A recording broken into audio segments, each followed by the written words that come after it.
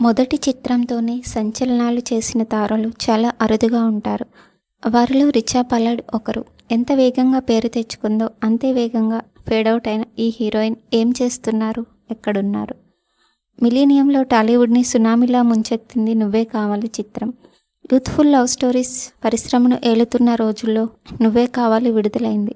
భిన్నమైన లవ్ కాన్సెప్ట్ని ఎంటర్టైనింగ్గా తెరకెక్కించిన దర్శకుడు కె. విజయభాస్కర్ సక్సెస్ అయ్యారు. త్రివిక్రమ్ రచయితగా పనిచేశారు. స్టార్ చైల్డ్ ఆర్టిస్ట్ తరుణ్ హీరోగా పరిచయం అయ్యారు. రిచా కూడా చైల్డ్ ఆర్టిస్ట్గా 2 చిత్రాలు చేయడం విశేషం. హీరో హీరోయిన్గా వారికి డెబ్యూ మూవీ నువ్వే కావాలి.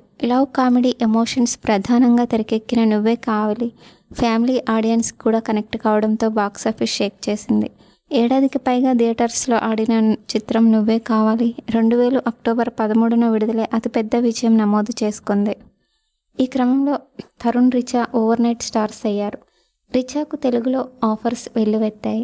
తెలుగు, హిందీ భాషల్లో నటిస్తూ వచ్చింది. తమిళ్, కన్నడ చిత్రాల్లో కూడా నటించారు. అయితే ఆమెకు ఎక్కడా బ్రేక్ రాలేదు. స్టార్డమ్ తెచ్చే హిట్ పడలేదు. 2016లో విడుదలైన తెలుగు చిత్రం మలుపులో చివరిగా సిల్వర్ స్క్రీన్ మీద కనిపించారు. కెరీర్ డల్ అయ్యాక రిచా వివాహం చేసుకున్నారు. బెంగళూరుకి చెందిన వ్యాపారవేత్త హిమాంష్ బజాజ్తో 2011లో పెళ్లి జరిగింది. ప్రస్తుతం ఆమె బెంగళూరులోనే నివాసం ఉంటున్నారు.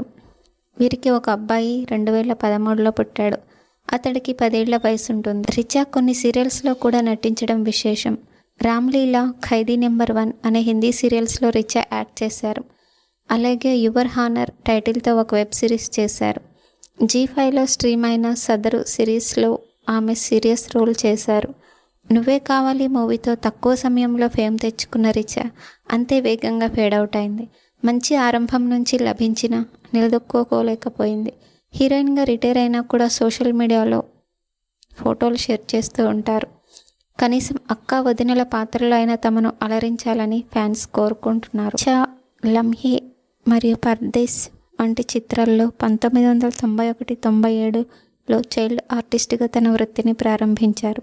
రిచా 16 సంవత్సరాల వయసులో మోడలింగ్లోకి ప్రవేశించింది మరియు ఫాల్గుని పాఠక్ యొక్క ప్రసిద్ధ పాటలతో సహా అనేక వాణిజ్య ప్రకటనలు మరియు మ్యూజిక్ వీడియోలలో కనిపించింది.